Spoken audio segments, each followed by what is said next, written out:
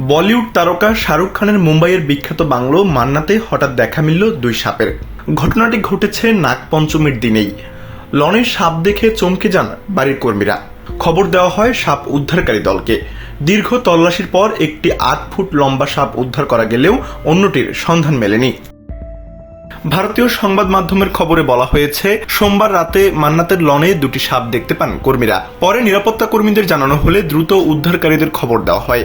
রাত ৮টার দিকে উদ্ধারকারী দল সেখানে পৌঁছে লন ও আশপাশের এলাকায় তল্লাশি শুরু করে। এক পর্যায়ে সিঁড়ির নিচে লুকিয়ে থাকা একটি সাপের সন্ধান পাওয়া যায়। সাবধানে সেটিকে উদ্ধার করা হয়। প্রায় ৮ ফুট লম্বা সাপটি ইন্ডিয়ান র্যাট স্নেক প্রজাতির। স্বস্তির বিষয়, এটি বিষধর নয়। তবে দ্বিতীয় সাপটির কোনো খোঁজ পাওয়া যায়নি। উদ্ধারকারীদের ধারণা, তল্লাশি ও মানুষের চলাচল শুরু হওয়ায় সেটি অন্য কোথাও সরে গেছে। মান্নাতের ভেতরে লুকিয়ে আছে নাকি বাইরে চলে গেছে তা নিশ্চিত নয়।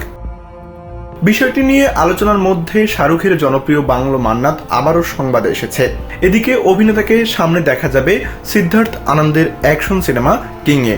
এতে তার সঙ্গে অভিনয় করছেন মেয়ে সুহানা খান সহ আরো কয়েকজন তারকা।